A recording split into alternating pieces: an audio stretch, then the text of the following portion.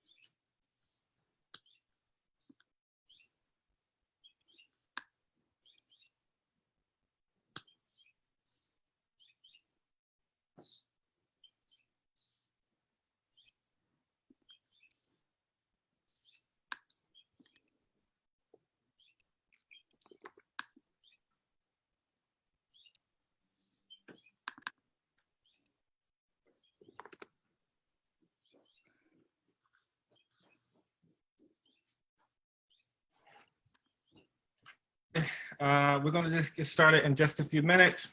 Want to thank the panelists for jumping on early. Let's make sure you're muted if you're not. We're just getting started in just a few minutes. It's a little bit early. Thank everyone for showing up early. I know you're a long time to for coming out. Really appreciate it. Candidates, if you can hear me, can you give me a thumbs up? Okay. There was a little bit of a choppiness though when you were just talking. Yeah.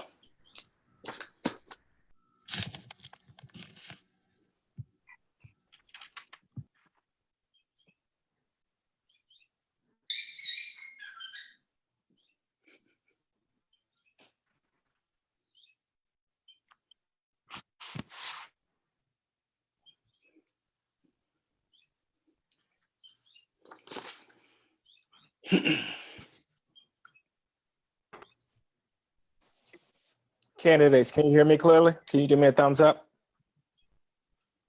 Can you give me a thumbs up if you can hear me clearly? Okay. Christina, can you hear me? Yep.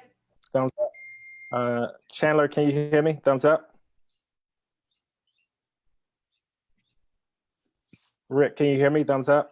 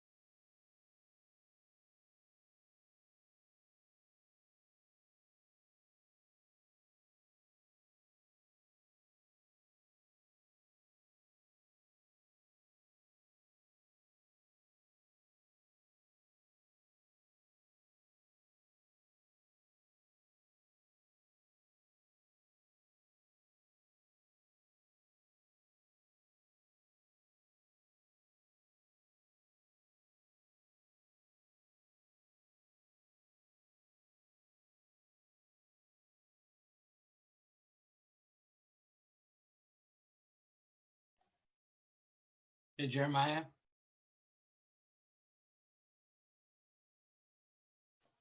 Jeremiah. Just want to confirm the pronunciation. Chander. Jeremiah, you're on mute.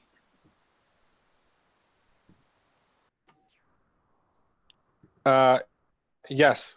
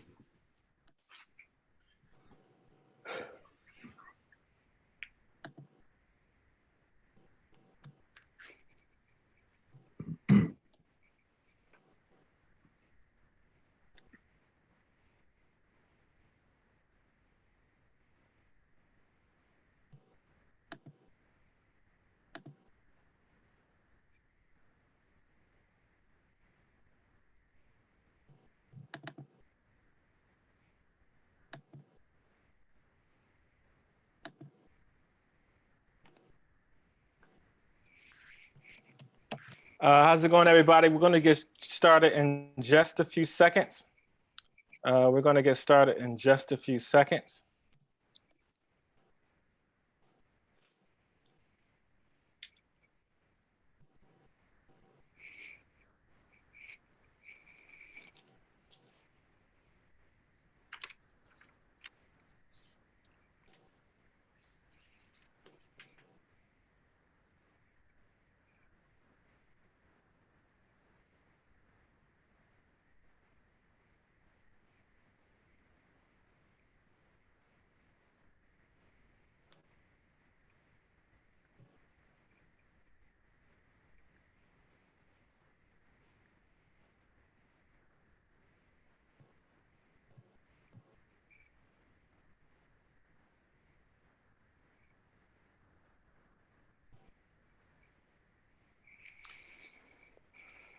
We got about 3 more minutes, y'all, till we get started.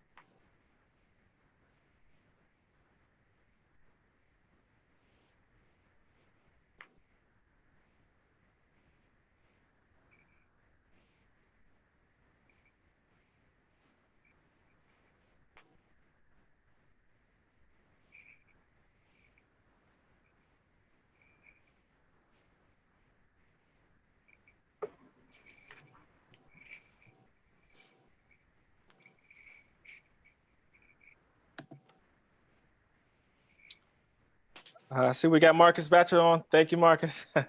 Everything good? All set, man. Thanks for taking care of me. No problem. Candidates, can you give me a thumbs up if you can hear me? Awesome. So we're going to get started in just 1 minute.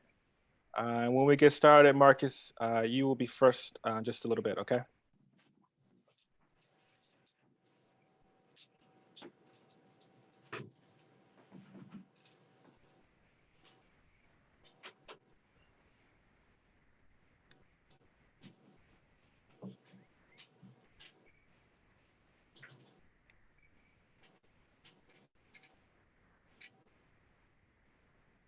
Okay, welcome to the DC for D candidate forum. Let me first start out by thanking the at-large candidates for being with us tonight. I really appreciate it. As we all know, this has been some really trying times, not just for our city, but for our nation. And it's been really a rough ride, but I've been really inspired to see the city come together and solve a lot of the issues currently facing us right now. And I'm really hopeful that our city will be able to, come out strong from this crisis. But let me first say I really appreciate the candidates for joining us tonight, as well as our audience. We had over 300 people who have RSVP'd to this forum tonight. We had over 100 questions submitted from all parts of the city. And we expect to have a very robust discussion tonight. And so let's get started. Let me first start out by thanking the steering committee, Noah, Elizabeth, Keith, Chelsea, Hugh, Jeremy, in case you had to recuse yourself from this process. And also thank everyone who submitted questions throughout the city, as well as our audience tonight. So I really appreciate everyone for joining us. Here's the run of show tonight. First, we're gonna have opening statements. Candidates are gonna have 90 seconds for their opening statements. You'll be able to see, candidates will be able to see the timer on their screen. For those in the audience, if you actually don't wanna see the timer itself, you can just click on the candidate's image, and that will enlarge the candidate's image instead of seeing the actual timer. So candidates will have 90 seconds for opening statements, 1 minute for questions. So we're gonna have 1 minute questions, 3 1-minute questions. And then we're gonna move into 30-second questions where candidates will have 30 seconds to answer the question. And then we're gonna end by having a lightning round, raise your hand questions. And so if candidates respond with yes, they'll raise their hand. If they respond with no, they'll keep their hands down. And then we'll close and wrap up. And that'll be the night. And so we're going to start with opening statements. And the list of the order goes Marcus Batchelor, Marcus Goodwin, Christina, Chandler, Ed, Janae, Rick, Will, Monica, Eric, Ann, and Robert will start us off with opening statements. So I'm gonna kick it off to Marcus. Chander, sorry. Thank you. Sorry about that. So I'm gonna kick it over to Marcus to start us off with opening statement. Sure. Thanks, Jeremiah. And I want to thank DC for D for having us tonight. I'm Marcus Batchelor. I'm honored to be in this race with so many thoughtful, progressive leaders. And I trust tonight you'll realize that many of us share similar core values.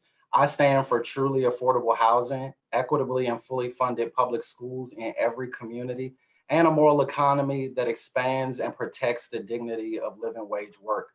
I'm fighting for healthy, safe, and accessible communities that are ripe with opportunity and also free from gun violence. And it's good to talk about these values, but what distinguishes me is that I haven't just spent my career in a room studying these issues. I've spent my life on the ground experiencing them and working to solve them. I grew up in this city and then devoted my career in civil service, nonprofits, and as an elected leader to the people of DC. We need leadership on the council right now with the kind of lived experience that makes that work possible. Our campaign is focused on building a citywide coalition behind intersectional solutions that speak to the moment we're facing. I'm going to be laser focused on advancing a progressive vision that moves our city forward, but doesn't move past the people who need this vision achieved the most. Our leadership has been failing us, and COVID-19 is arming them with an excuse to continue to drop the ball. We can't allow our city to keep bending to the will of developers, power brokers, and education profiteers. We have to reimagine the way our government works, root out corruption that's impeding progress for decades, and charge forward with proven ethical leadership. Thanks, and I look forward to talking tonight. Marcus Goodwin. Can you hear me? Yes. Good evening. My name is Marcus Goodwin. I'm running to be your next at-large, independent, at-large council member. I'm a DC native. I'm the fifth of 8 children in my family, So I've learned a lot about balancing conflict and building consensus. I'm focused on making DC a more equitable city to bridge the wealth gap that has grown here. My work experience has been in housing and economic development. So among these candidates, I'm uniquely qualified to do this. Tonight, I want to talk about my 6-point plan for how I'll improve DC. First, I'm focusing on financial responsibility. That means focusing on balancing our budget so that a control board doesn't come back by cutting out wasteful spending, utilizing excess reserves, finding new revenue sources, and advocating for our fair share from the federal government, as well as creating an inventory of our real estate assets to determine what we should do. I'm focused on, second, eradicating DC's food deserts by designing economic incentives to encourage the development of both community and commercial grocery stores. Third, I'm focused on crime and improving safety by addressing the underlying causes of crime before they occur: underemployment, job training, affordable childcare, treating addiction. Fourth, I'm focused on improving the quality of our local education. I want to bridge the digital divide by providing laptops and Wi-Fi access to all children. Fifth, I'm focused on economic development and helping our local and small businesses recover from the economic impact of COVID-19. And sixth, I want to invest in our infrastructure, streets, alleys, roads, and building more bike lanes, repairing our public housing. Thank you, and I look forward to talking tonight. Christina? Can you hear me? Yes. Great, thank you. Good evening, everyone, and thanks so much for joining. My name is Christina Henderson. A little bit about me. My entire career has been in public service. I've helped get good people elected to office. I've worked for a couple of school systems. I've advised and worked with United States senators. And for 5 years, I had the privilege of serving the residents of the District of Columbia. First, working at DC Public Schools, and then for 4 years, working for the DC Council. I was Councilmember David Grasso's first legislative director. And then for 2 years, I served as the committee director for the Committee on Education. I'm running because I believe our city is at a crossroads in deciding how we want to move forward. If we want to move forward where everyone has the ability to engage and benefit from the growth and change that is happening in this city. And we know that over the years, that hasn't necessarily happened and been the case. I'm focused on policies that are going to make DC more equitable and sustainable for us all. A couple of top issues and policies that I hope we get a chance to discuss tonight: access to healthcare, early care and early learning, so childcare, equitable growth and affordable housing, and then of course, public safety. These are issues that I care deeply about, and those were issues that I worked on while I was at the council, and I would be honored to have the opportunity to get back to that work and do it again. So I'm looking forward to the conversation this evening. Thanks.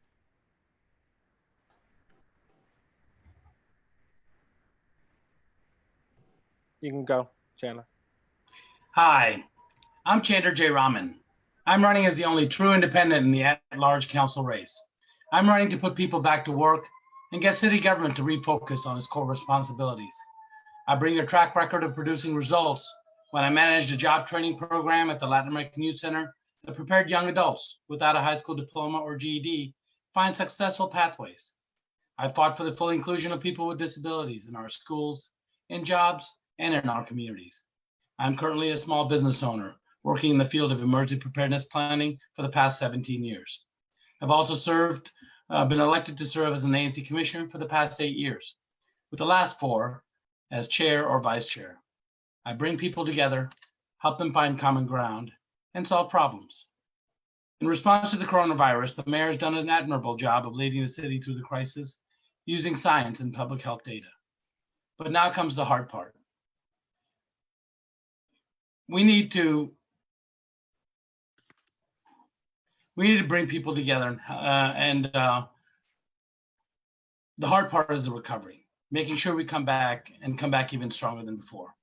Coming out of COVID, we need a leader who can balance the needs of businesses and residents, who puts forth policies that build from the bottom up, not from the top down, who's open to innovative ideas that create efficiencies in our government and produce real results. I'm Chandler J. Raman. Now more than ever, we need a leader with a new way of thinking on the DC Council. I am that leader. Thank you. Ed?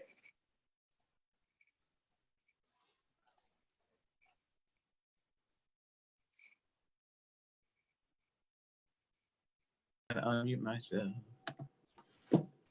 Great. You're Well, unmuted.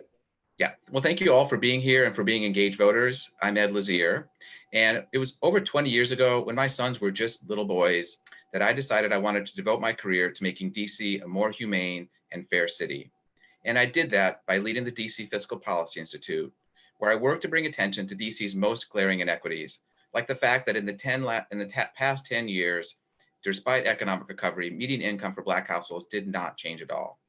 I worked to master the DC budget, and I partnered with people across the city to fight for budgets that address those challenges. I'm really proud of what I've accomplished, like leading efforts to require employers to provide paid sick leave to their employees and steering more resources to high poverty schools.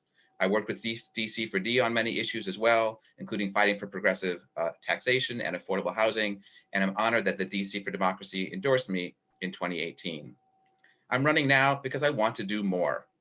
It broke my heart when I would walk to my office in Noma, past tent encampments, and then head into my office knowing that I had budget information at my fingertips to show that DC could and should be doing better.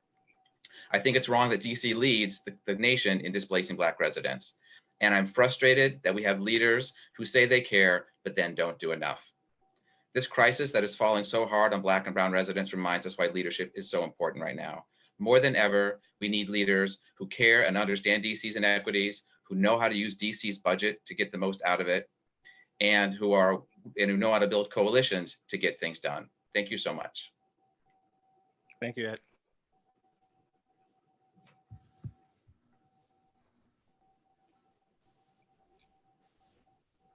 Jan, you can go. Jan. Good evening, everybody. My name is Janae Lewis, and I'm running as an independent for at-large city council. I'm from the DC area, and I fell in love with DC when I was a kid. My mom was a DC public school teacher and taught school all over town. And my parents worked really hard to send me to private school, so I went to high school in DC at Georgetown Visitation. I went away to college and lived all over the country. And I started my career doing faith-based community organizing in the South and in the Midwest. This taught me how to work with different kinds of people, how to navigate power, and how to build accountability. And I brought that approach to my career and everything else that I've done, mostly working in social justice nonprofits across the country and here in DC. When I came back to DC in 2010, I quickly saw that the growth and prosperity was not only leaving people out, it was pushing people out. And what upset me more is that so many different kinds of people wanted to do something about it, but didn't feel empowered to make an impact. So that's why I convened conversations in all 8 wards before I launched my campaign to build a collective vision for our city. And the vision conversations inform my platform for equitable development, sustainable housing, and excellent schools. The COVID crisis has required us to take emergency actions, but the vision still holds. We can still provide capital and assistance for longstanding small businesses and support cooperative models of business and employee ownership. Now more than ever, we must fully fund the Way Home campaign and produce and preserve housing that is truly affordable and spacious enough for families. And we can still require clear school level budgets for all publicly funded schools so that every student can have a safe school close to home that helps them learn. Again, I'm Janae Lewis, and I'm looking forward to our conversation this evening. Thank you, Janae. Rick.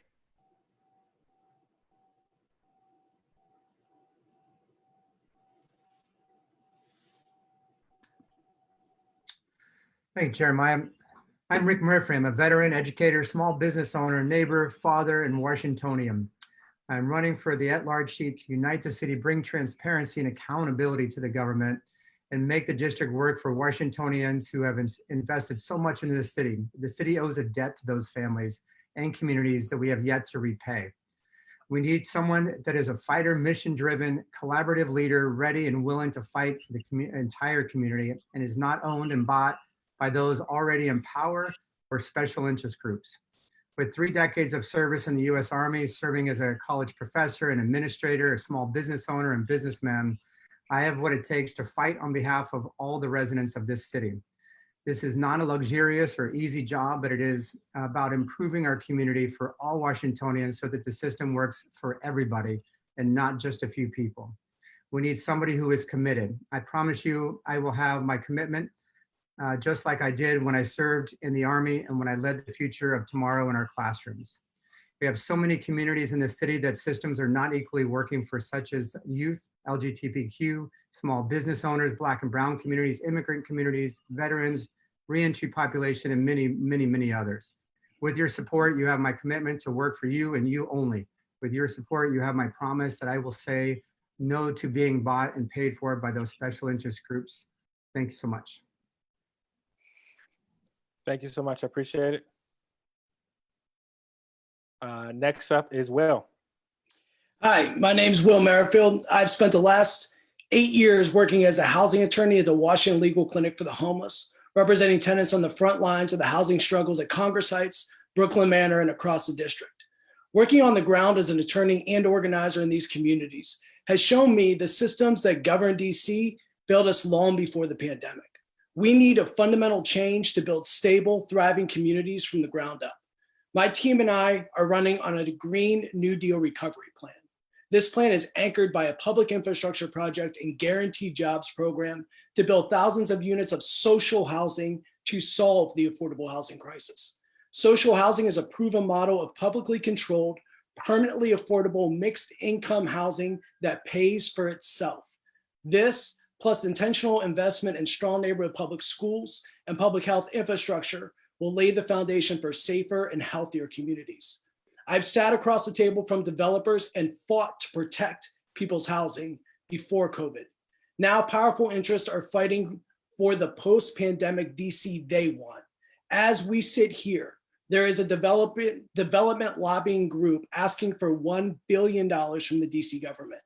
If we want a recovery that really does meet the needs of the many and not the few, we're gonna have to fight for it. And I'm ready to do that. Thank you, Will. Monica? Good evening. Thank you to DC for Democracy for hosting this important forum, and thank you to everyone who's joining remotely. My name is Monica Palacio, and I'm running for the at-large seat on the City Council. I'm an advocate, I'm a mom, I'm a lawyer, I'm a civil rights attorney, and most of all, I'm the first Latina to run for the DC City Council in the history of this city, and I believe I bring the leadership and the experience we need for the next 4 years. Some of you may know me in my former role as a director of the DC Office of Human Rights. I was appointed to serve over 6 years under 2 mayors, and in that agency, I oversaw thousands of investigations into civil rights violations in the context of housing, education, employment, and also in access to government services. So part of my role was actually oversight and enforcement of DC agencies in their work. DC is a city that I love and cherish. I want to be able to think about the next 4 years and our priorities in terms of reinvesting in families and communities that are being devastated today by COVID-19. We need to redesign our workforce and rebuild small businesses so that together they can thrive. And we also need to reimagine education so that all of our children, whether they're distance learning or sitting in the same building learning, are treated as a whole child and all of their needs are met. So thank you for this forum tonight, and I look forward to our discussion. Thank you, Monica. Is Eric on?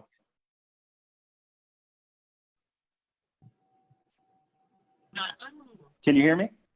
Yes. Sorry about that.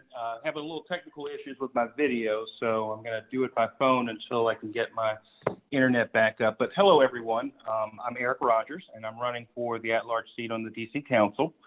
As a DC native, I've witnessed my hometown undergo significant change. I've seen new residents move in. I've seen new amenities pop up all over the city. I've seen distressed commercial corridors become vibrant centers of new economic strength and activity. And the city has made significant investments by building new schools, rec centers, libraries across all 8 wards. But we still have a lot more to do. And as DC continues to grow, we need to create a city where economic opportunity is not just for the selected few. There's still too many residents left out, with too many residents shaken by crime. Too many of our kids are struggling to get a good education. So if elected, my mission is to provide robust, innovative, and effective leadership for all residents citywide.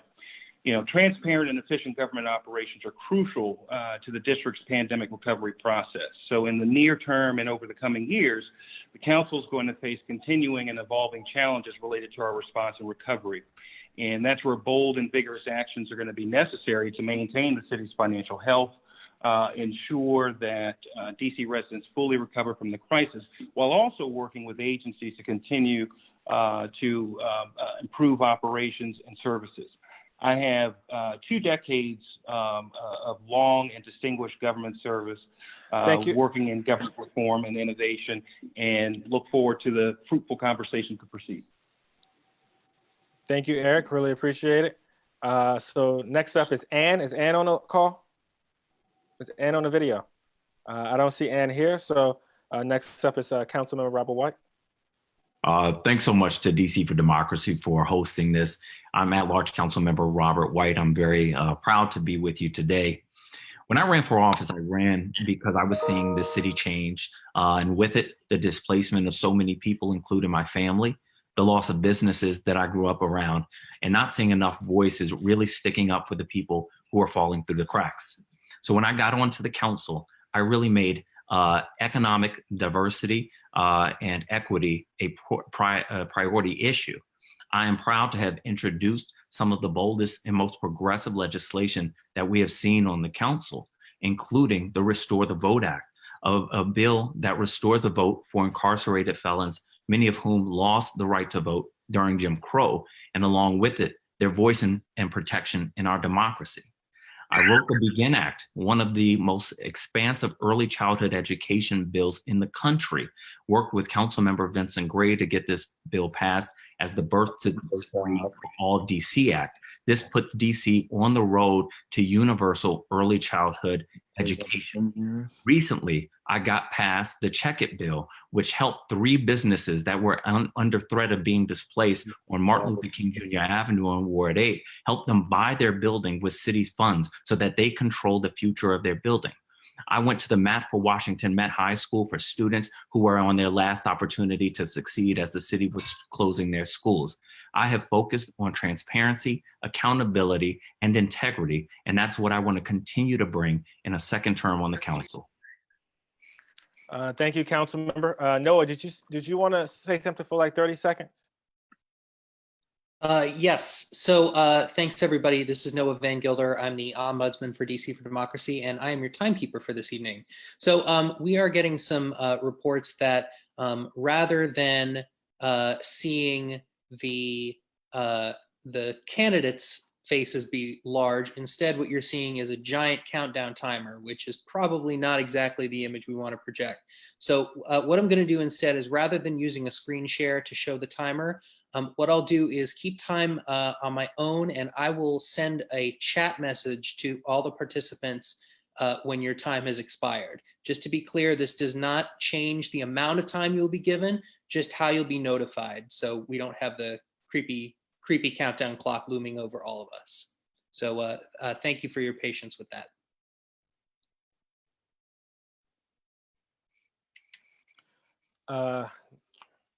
Hello. Hi, Robert. I'm on now. Sorry. I don't know if they can let me in. But... Ann, you have 30 seconds. You want a minute? You got a minute for your opening statement. Okay. Thanks, everybody. So sorry. I think I called in too early and I thought I was on. But thank you. I'm Ann Wilcox. I'm the Statehood Green candidate for the at-large seat. We have ballot status, so I will be on the ballot in November.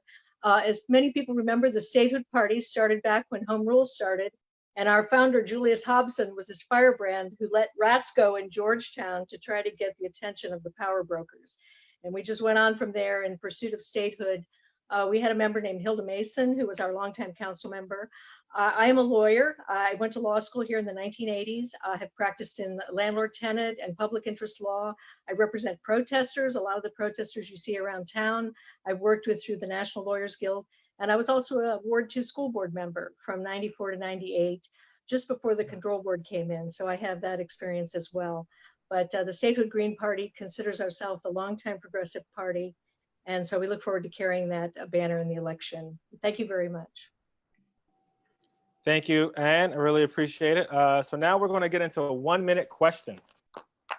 So candidates, you actually have 1 minute to answer questions, to answer these 3 questions. And so if you're not speaking, make sure you are muted. Because there were a few times when candidates were trying to give their opening statement, folks did not have their mute button on. So if you're not speaking, make sure you have your mute button on. And so we're going to get started with the first question of the night. So this question was submitted by Jane. What is your assessment of DC family homelessness and affordable housing policies in actual practice? What is your housing vision? You have 1 minute, Marcus. Sure, thanks for the question. I think it's super important that we really hone in on making sure that our families most in need, our poorest families, get access to the quality housing, and that we use the Housing Production Trust Fund, quite frankly, not just as a slush fund for developers, but that we really invest deeply in those in the family housing we need, but also the deeply affordable housing we need. So I'm going to be hyper focused on making sure we increase our stock of affordable housing available for folks making 30% AMI and below. And I also think we need to reimagine and have a new vision about how we do public housing in this city. The federal government has already drawn their line in the sand. They're saying they're getting out of the public housing business. And as a member of the council, I'm going to make sure we advance a vision for locally controlled public housing that really lifts up our poorest residents, put them in a space where they can grow and thrive, and gives them the dignity and quality of housing that they deserve. So I look forward to doing that as a member of the council. Thanks, Noah. Marcus Goodwin. Thank you for the question.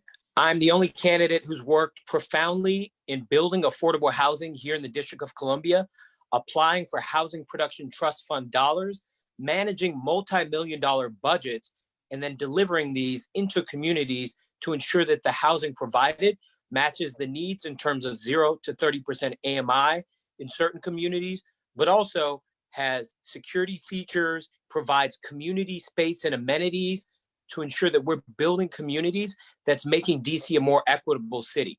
I want to ensure that the DOPA program, the District Opportunity to Purchase Act, is actually utilized. We have many of our homeless residents that are being housed temporarily in an indefinite state in some of the lower end hotels that are in the district.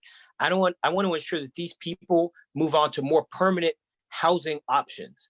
We need to create and double down on our Housing Production Trust Fund investment to ensure that going forward, more and more of our time.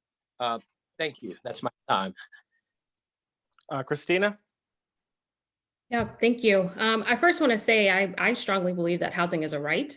And I feel like our policies in this city should reflect that value that we have. And so when it comes to talk about affordable housing, I would be focused on building affordable housing for families. We build a lot of studios and 1-bedroom units in the city, and we call them affordable, but we know that if you're a family and you have children, that's not something that's great for you. And I also believe that the council needs to focus more on housing preservation. We focus a lot on housing production, but we also have a housing preservation fund. How do we keep houses in affordability for perpetuity? Why is the city not purchasing more homes around the city as residents decide to either downsize or move on? And then we flip those properties ourselves to provide more affordability in places across the city. I think when you talk about affordability, you also have to talk about public housing as well. And I echo Marcus's comments around we need a strong plan around how we fix and sustain the public housing that we currently have, because if we lose that stock, we will be further behind than where we already are. Thank you. Thank you so much. Next up is Chandler. Thank you, Jeremiah. I think workforce housing is the future, and we have to encourage development at the core of our city. If we don't do that, we'll keep sending dollars that are earned right here in the district flowing out to the suburbs. And we need to think innovatively about repurposing some of our buildings to residential use. And we must provide opportunities for seniors who want to keep homes in their family. And part of it is to help seniors rehab their house and rent it out. Currently, we have a requirement that requires that any new developments have 35% of the units be affordable. Well, we should carve out some of those for our frontline workers, such as police, nurses, and teachers, serving our city, but they can't afford to live here. And I think we need to make policies that allow our officers and our firefighters and our teachers to live right here in our neighborhoods. That's how we invest in our neighborhoods, and that's how we invest in our people. Thank you, Ed. I mean, this pandemic is like the most important reminder of just how important housing is to the security of our lives. In fact, housing is life right now, right? And I've seen the difference that affordable housing can make to a family that is struggling to pay the rent, that is facing frequent moves and eviction and homelessness. I've particularly seen what stable housing can mean to help children develop. And that's why in my career, I have focused on affordable housing from the beginning, including nearly 20 years ago, pushing for the Housing Production Trust Fund to serve our poorest families, being there to help create the local rent supplement program that helps so many families pay rent, and fighting in recent years to preserve and protect public housing. As a council member, I will push the mayor and hold my council colleagues accountable to ending homelessness and fully addressing the city's affordable housing needs over the next decade. I will work to ensure that not a single DC resident loses their home as a result of this pandemic, which would be a shame. And I will fight to implement the Reclaim Rent Control platform to close the loopholes in our rent control program and stabilize all renters. Thank you. Ed. Thank you, Ed. Next up is Janae. So regarding homelessness specifically, I strongly support the Way Home campaign, and there's a clear plan there to end chronic homelessness, particularly in light of the COVID crisis. I think the emergency rental assistance program is critical right now and should be expanded because we anticipate that more people are going to need that program. I also support many of the items in the rent control platform, particularly prohibiting the use of voluntary agreements. But when we think long-term about vision for housing in the city, that can't provide sustainable housing on its own. So we also need to look at what's causing homelessness. It's not only renters, it's also homeowners who are experiencing homelessness. So I would incentivize the conversion of rental housing to cooperative housing and create land trusts for teachers, firefighters, and police officers, as well as looking for homes that are up for auction, single family homes, and make sure that those homes that are up for auction are offered to homesteaders first before developers. Thank you, Rick. Yes, currently we have a pandemic in which we have a stay-at-home order. There are many residents, and disproportionately to impact communities of color, that they don't have a home to go to. So they have no place to stay at home too. And it's something that we need to focus on in the future. We have low-income housing, we have affordable housing. Affordable housing for those school teachers, firefighters, and police officers, and being able to allow them to live in the community in which they work and they serve us as residents here. We need to work on programs like for teachers with assistant down payment programs. We need to work on keeping those seniors in houses so that they can afford to continue to live here and property tax does not get out of control for them. Long-term Washingtonians and not allowing them to be pushed out by the cost of housing. Then we need to focus on low-income housing. And low-income housing, that is not the end-all be-all. That is a symptom to a problem, and we need to fix the problem.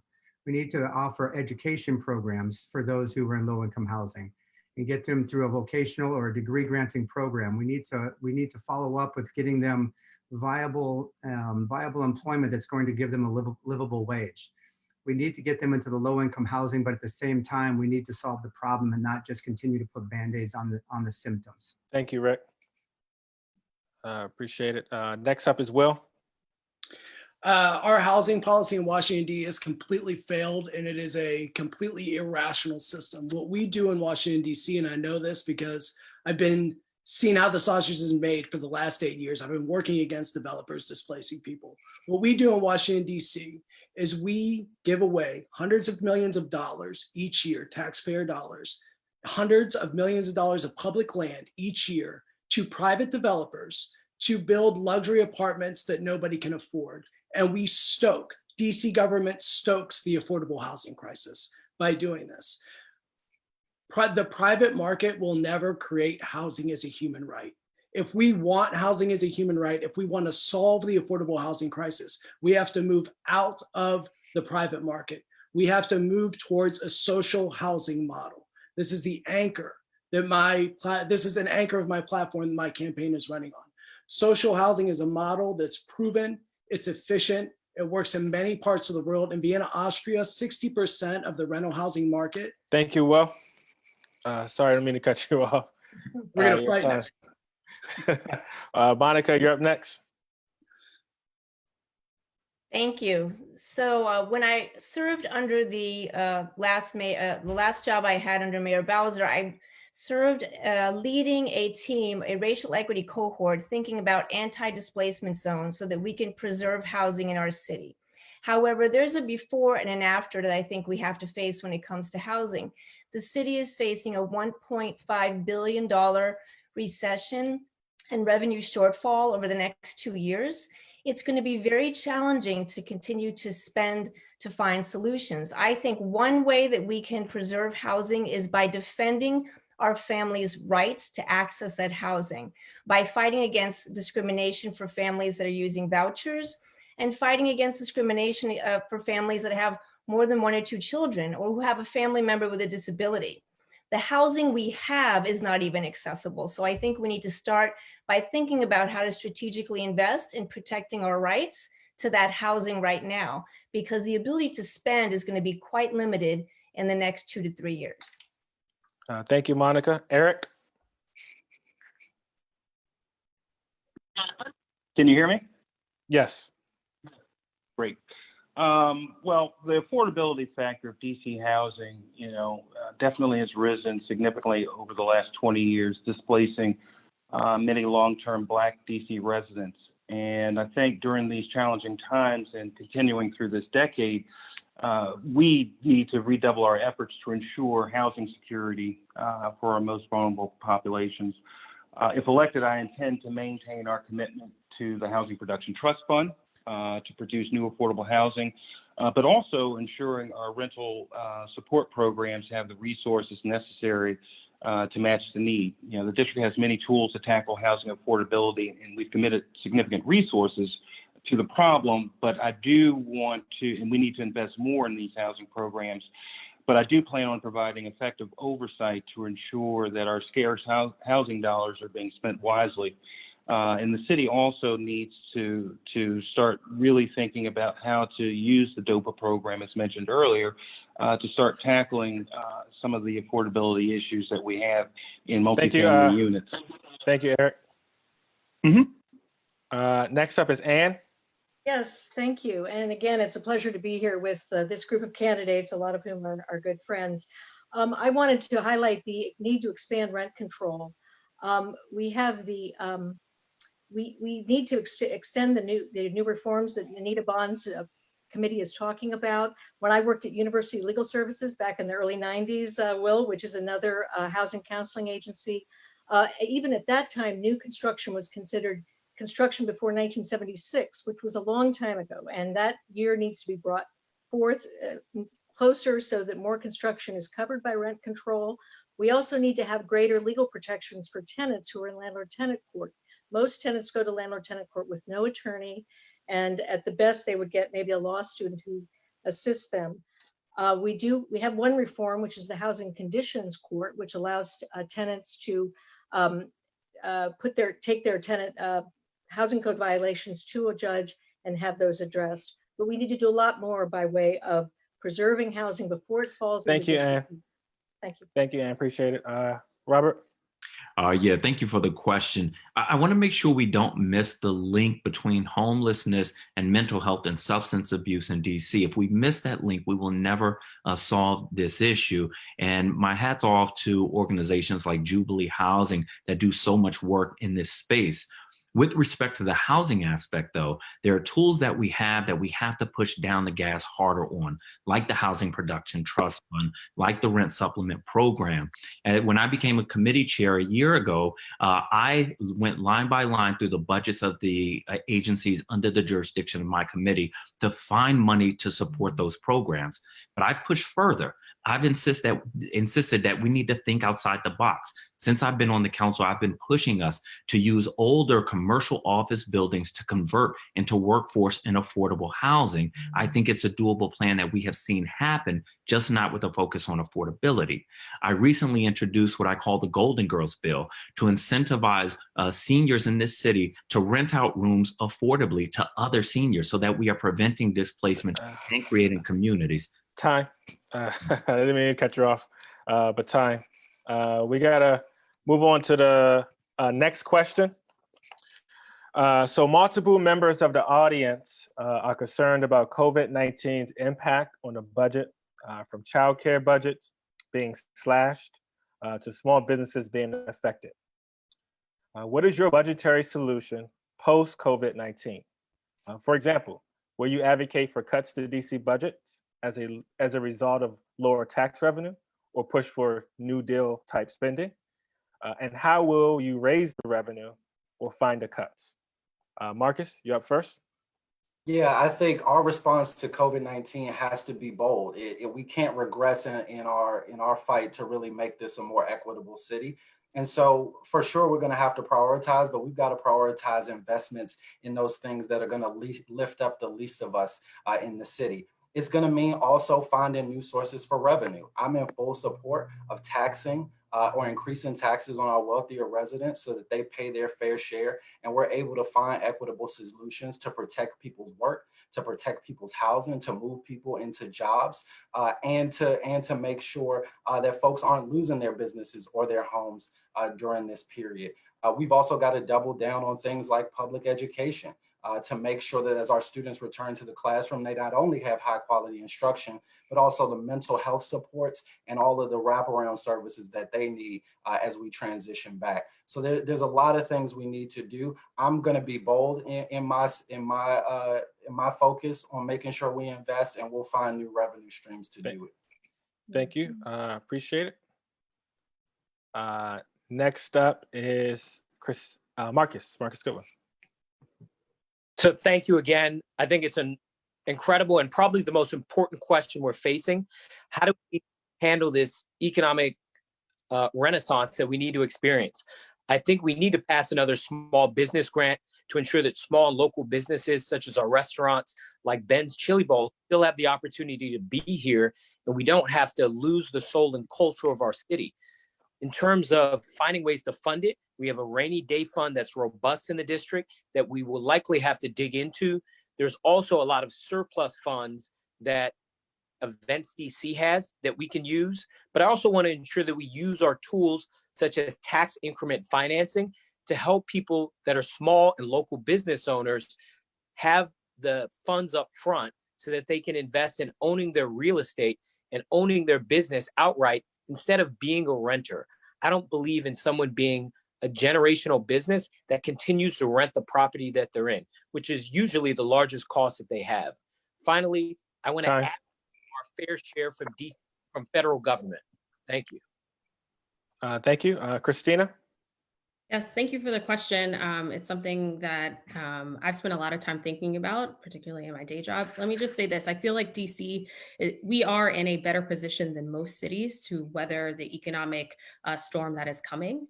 And I feel like this is not the time for us to cut the critical services that we need. The critical services like childcare, housing, access to healthcare, and then also support for our small locally owned businesses who are the lifeline. I'll also mention the need for supporting transit as well. I think the budget is all about finding balance. Like I said, DC is in a better position than most because we have been doing well over the last few years and have put money away. If this is not the time to use a rainy day fund, I don't know when the time is.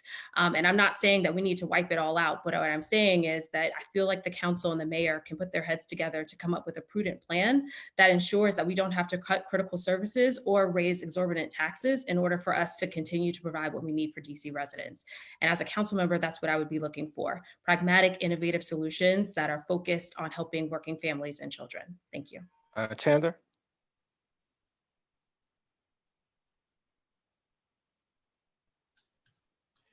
My budget priorities reflect my core values. The budget shortfall will define the next 3 years. This is the new normal. We can't deplete our reserves and risk ending up under the control board, and we can't tax our way out of this. We must focus on three main tenets of the new normal: health and safety, focus on vulnerable populations, particularly seniors and those most at risk, and provide access to preventive health care and healthy foods. Education. We need to give our schools flexibility to be innovative and meet the following goals: get our kids back into school, ensure that our schools are safe, and reimagine how our students will learn, both at school and at home with technology. But most importantly, economic independence. Without businesses, there are no jobs, and without worker safety, workers will not want to return. I know we can do both of these because we all want to reopen together. The district government should be a supportive partner, not a barrier to overcome. Thank you. Next up is Ed. So I've been following the DC budget for 20 years, and I've been through this 2 times before, and I've seen it over and over again that the ability to protect DC residents is really a matter of choice. It's whether our leaders commit to doing that. And I hope that we do, and as a council member, I certainly would do that. We know that Black and brown residents are bearing the brunt of this pandemic, and if we balanced our budget primarily with budget cuts, those residents would suffer even more. So instead of doing that, let's help the people who are suffering. Let's help address the digital divide and the students who've been left behind this school year. Let's help more people who are homeless get into their own home, which literally will save their lives. Let's help immigrants who got cut out of federal relief and then shamefully cut out of relief from the DC Council as well. I would not have let that happen. I put out a plan last week with some other candidates to use our 2019 surplus, to use half of the city's robust reserves, to continue the efforts that I helped start last year to close corporate tax loopholes that aren't doing any good for the city and are only funneling money into corporations, and find budget savings. If we do that, then we can save and protect DC residents in this pandemic. Thank you, Ed. Next up is Janae. Now is not the time to cut anything, and we don't have to. DC has 4 reserve accounts, and 2 of them we control the rules and those 2 total almost $900 million. So we need to waive those requirements and do 5 things. So I mentioned one earlier. We need to expand the emergency rental assistance program, including creating more staff to implement the program. I believe we need to cease new construction in the city and prioritize hiring DC residents who are slated for that new construction to do the recommended $343 million in repairs to public housing in the city. That'll help improve our health situation as well as employ DC residents. I think that we need to double the size of Cure the Streets. We can do that for less than $2 million and name all staff and volunteers as essential to help curb the rise in assaults that are happening in the city and strengthen the public health infrastructure. I also think that we need to expand our network of internet hotspots in the short term to allow students and non-students to better access the internet and use our Metro bus infrastructure to do that. And finally, we need to create the infrastructure now for bonds up to $5,000 that individuals can purchase and target the revenue from those bonds next fiscal year for businesses and individuals who are left out of federal stimulus, especially Black-owned and people of color-owned businesses and immigrants. Rick. Yeah, some estimates of the cuts to come in the next 2 years top over $1 billion. As the budget proposals come to the table, we must launch an inclusive economic recovery, one that both addresses the inequalities present long before the pandemic and those exacerbated because of it. But the government and the city does not need to do this by ourselves. In fact, we shouldn't. Our economic future does rest on the ability of public and private investment to work together towards a shared vision of renewal. It will require some investors to realize our potential in the city of historically disinvested places and actualize this in the potential by replacing their short-term mindset with commitment to generating returns in the long term. We need to look at the mix of income housing and the densities in different areas that are in the mix and the affordable housing concentrated in wards in 7 and 8. We need to make sure that our neighborhoods look like our communities as a whole. And we need to put effort into that. We need to put effort. Thank you, Rick. From housing. Thank you. Appreciate it. Next up is Will. Yeah, we need to be bold in the recovery. Absolutely. Austerity cannot be the way forward. Scarcity politics can't be the way forward. What's important is that we stop in Washington, D.C. wasting money.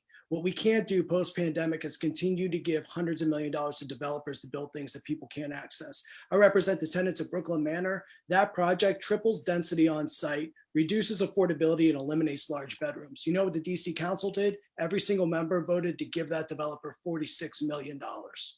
So the money's there. We just have to start using it to actually meet people's needs. That's going to be more important than ever post-pandemic. We have a platform that calls for a guaranteed jobs program, a New Deal style WPA guaranteed jobs program, and investment in public infrastructure, social housing to actually solve the affordable housing crisis. The revenue's there, we can get to it. Thank you, Will. Monica? Hi, well, having worked in DC government for 8 years, I can tell you how painful it is when budget cuts come rolling down the pike. It requires staff cuts. It requires cuts to critical services. So I don't support any cuts to programs that are needed to feed our working families, to provide healthcare or housing to our working families, or that would compromise in any way our ability to pay teachers and run our schools. And those costs are going to go up if we are truly committed to a quality education. I do believe that we have to protect our tax base in terms of businesses. We have to figure out new ways to reinforce and reinvent our economy. We have to have more safety nets for workers, but we also have to help businesses thrive. I think there's more we can do in terms of grants and loans and support to small businesses. That is going to be the lifeline of this recovery. And number two, I would emphasize that we have to think about these public works programs. I've been speaking to small business owners, and many of them are looking at Monica. Their business. Thank you, appreciate it. Next up is Eric.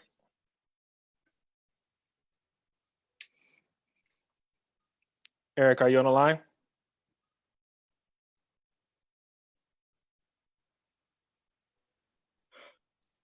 Looks like we lost Eric, so we're gonna move on. Next up is Ann. Yes, thank you. I think the COVID crisis has revealed a lot. One thing that didn't stop during COVID were the construction projects going on, including apartment buildings and other non-essential construction, as occurred in other cities. Other cities stopped that type of construction, and I think construction workers were put at risk. So we know the developers have done well during this period, but it also revealed things we could do. We can put homeless people into housing if we need to. Obviously, they can't live in hotels all the time, but they can live in units that are made available by the city. We can support housing first and those types of programs. I think the COVID crisis shows that we need to, in our budget, also support the public hospital, which needs to be built across the river. So there's good maternal care and other health care in all parts of the city. And just a quick plug, I work with the DC Bar Committee that's putting together a program on the budget, on the annual budget on the 21st with some of the city's budget representatives, and we'll try to make that program as widely available as possible. But we need to remember our core values of healthcare, education, and housing. Thank you, Ann. Robert? Thank you. We are this fiscal year facing a $700 million shortfall. That is no small amount. There are three things that we have to do. First, we have to spend down our rainy day fund to protect our residents and our small businesses. The argument against doing that is it will downgrade our credit rating.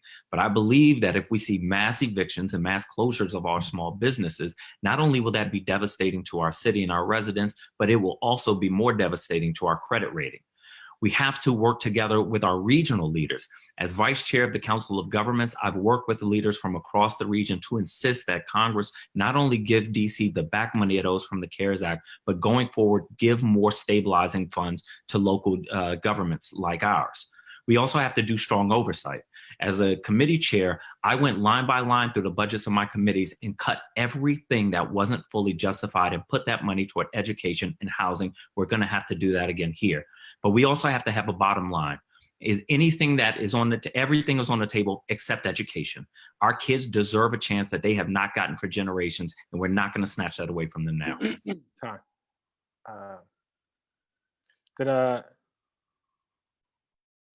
Okay, did I skip over you, Will? Okay, sorry about that. Just want to make sure. So we're going to move over to the 30-second round. So questions are So candidates are going to have even less time to answer questions. Hey, Jeremiah, can I get my chance? Sure, go ahead. The question is about, did you hear the question? Yes, Yeah, DC budget and COVID. Sorry, post-COVID. sorry Okay. about that, folks. I have poor internet service, so I'm fading in and out. But similar to what Monica had mentioned earlier before I got disconnected, I think I'm one of the only ones on the panel that has over 20 years of experience in government, worked as a council staffer, legislative aide, and chief of staff in my earlier years, and as a DC government executive for the last 15. So working with the district budget is a core expertise that I have. And in my focus, education, small businesses, and workforce development would not be cut.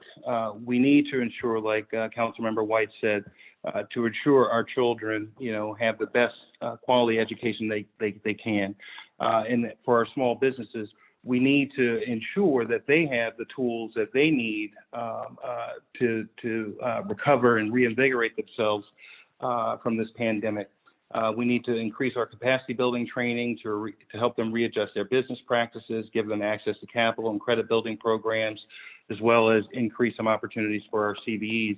And similarly with our workforce development programs, I would make sure that we have all the funds that we need to retrain our workers in this new normal and to ensure that they can have the skills that they need to get back to work.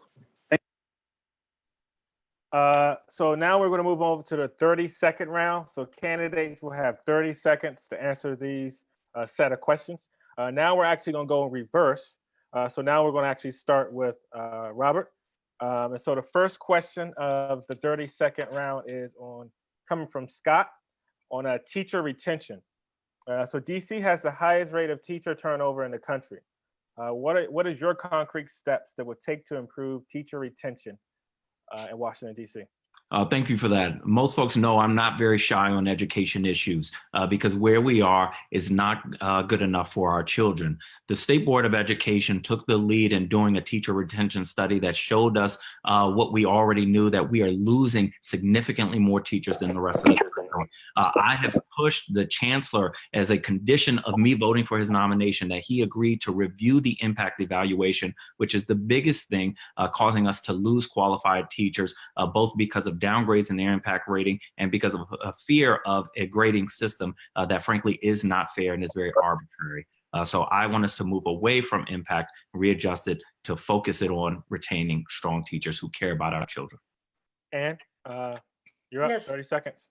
Yes, thank you. When I was on the school board in the mid-90s, teachers were really laboring under difficult conditions. They had school buildings that were not habitable and which finally were repaired. I have to give the Fenty administration credit for that. But teachers have been under fire ever since then. Michelle Rhee, fired teachers and principals. Other systems of accountability have just been far too strict. And I want to hear what Marcus Batchelor says about this, but it's my understanding that this new relay program, which is a quote unquote professional development. And thank you so much. Thank you. Eric, you got 30 seconds, teacher retention. Thank you. Well, my mom's a former DCPS educator, so this is issue is very near and dear to my heart. And I think one of the main ways that we retain our teachers is pay them well. Make sure that the teachers are paid, what they're worth. Second way that I think that we can help maintain our teacher retention is by looking at the evaluation system. I was around when Michelle Rhee came through and laid havoc to our school system. So looking at some of those policies and how we evaluate our teachers will be something that I would look at to help increase our retention rate. Thank you. Next up is Monica, 30 seconds, teacher retention. I think the bigger problem is that our schools are under too much pressure to perform. There's too much testing, too many requirements for schools. Are centers for our families and our communities, and that carries over to the teachers. We need schools that can provide more wraparound services to families that need them, because the stories that I hear are that teachers not only have to provide emotional support and learning support, but sometimes, worry about healthcare and the safety of their children. So we have to give schools the capacity. Thank you. Thank you, Monica. Sure. Will, 30 seconds, teacher retention. To build strong schools, we need to build strong communities. You don't build strong communities by disinvesting in them in an attempt to drive the existing residents out so you can build luxury units where communities used to be. Children being recycled in and out of homelessness constantly, children being treated as less than results in unhealthy systems that makes it hard on teachers. Invest in communities from the ground up and you'll have better teacher retention because the schools will be healthier. Thank you, Rick. First, we need to show importance to teachers by putting them on committees like the Reopen Committee and show up the priority that they have. Second, we need to, in many schools, there is an environment where teachers are expected to do everything, often with few resources. When teachers leave, the kids are left out without stability, is worried about where he can lead. For me, I have the understanding of the unique needs of the teachers as a college professor and administrator and understand the education needs behind it. Thank you, Rick. Janae, teacher retention, 30 seconds. So retention starts with recruitment. My mother was a DC public schools teacher in the 70s, 80s, and 90s. Some of the conditions that she faced are worse than many of our teachers are facing now. And yet I think that the difficult conditions that teachers face make it difficult for them to do their jobs. So I think incentivizing opportunities for them to live in the city, again, incentivizing housing opportunities, leveraging our school properties to have some of those wraparound services so so teachers don't have to provide mental health services and other social services is important, and making sure that we're recruiting teachers who are deeply invested in our students. My two sons went to DC public schools, and when they were in middle school at Stewart Hobson, they lost their favorite teacher who left, and she made it very clear it was because of the stresses that DCPS put on her. Fortunately, she actually came back later and was Teacher of the Year just a few years ago. The two things that I think are most important to teacher retention are giving our teachers more voice in the impact evaluation system where they currently have none through the union contract. And second is stopping DCPS from putting added obligations on teachers without giving them any extra time to do their work. They already work hard enough. We shouldn't make it any harder than they work now. Chandra. Teachers are obviously the most important asset for any school. And studies have shown that after the third year, they often burn out because we're not treating them as professionals. We need to give them the professional development and view them as true professionals that they are and provide them an opportunity to grow, an opportunity to mature and do more with the resources we give them. Marcus, good one. Thank you again. My mother is currently a DCPS teacher, and over the past few years, we've seen that in 5 years, our neighborhood schools lose about 80% of the teachers. So the two things that I would focus on is first, ensuring that the impact evaluation doesn't add unnecessary stress and anxiety for teachers, and two, ensuring that the financial challenges that teachers face are addressed by ensuring that we continually increase their pay and also provide housing, because only about 51% of DC teachers live in the city. That needs to be improved. Thank you. Marcus, Bachelor. Sure. Yeah, I'm proud to have led on this issue from the State Board of Education and really brought this to the center of a conversation when nobody on the Education Committee or the Mayor's office didn't want to address it. So I'll tell you what our teachers have already said they need from us. They said that they need an end to impact. They say they need better professional development and better opportunities for professional advancement. They need mentorship. And at its base, what they need for our teachers to be successful is for their students to have everything they need to be successful. That's wraparound service, mental health supports, and every resource they need inside the classroom. And I'll fight for that on the council. Thank you, Marcus. Next 30-second question comes from Rachel. Hey, Jeremiah, you skipped me. Oh, sorry, Christina. Christina, go ahead. Sorry about that. No problem. There are any number of reasons that teachers leave the profession. My grandmother was a retired special education teacher. There are three things that I think that the council can focus on. One is workforce housing to give teachers the ability to actually live and work in the city. The second is to provide more professional development and management training for school leaders, because we know that that plays a large role into the work that happens in the classroom.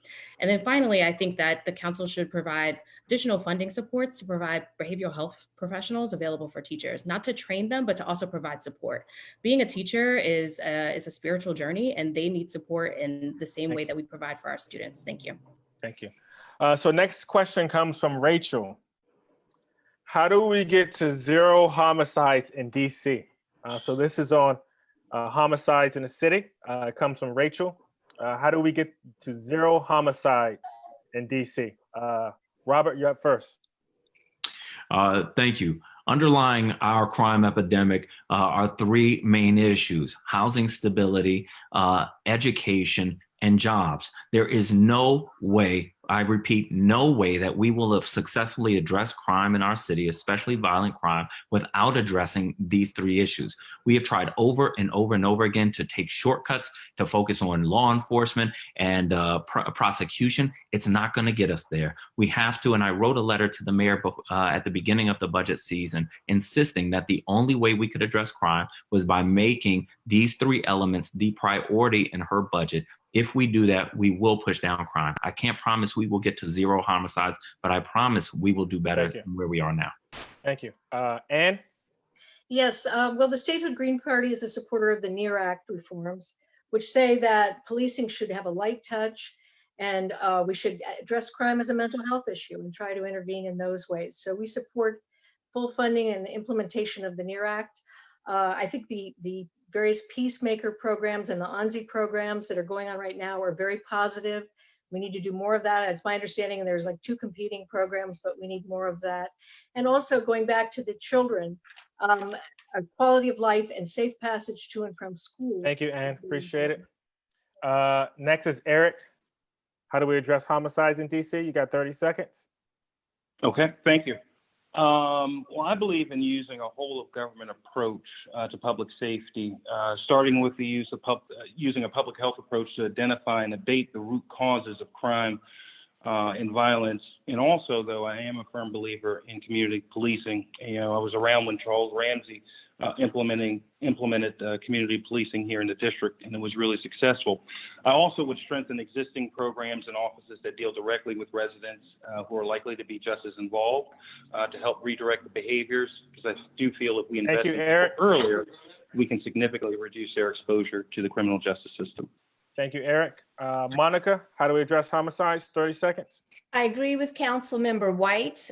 Housing, education, and jobs are the keys. For the first 5 years of my career, I worked with gang-involved youth and youth affected by the juvenile justice system. And once their spirits are broken at a young age, it takes a lot to help young people find a new path. And those are often the ones that either become victims of violent crime or the perpetrators. So we absolutely have to invest in education and jobs so these young people have something to live for.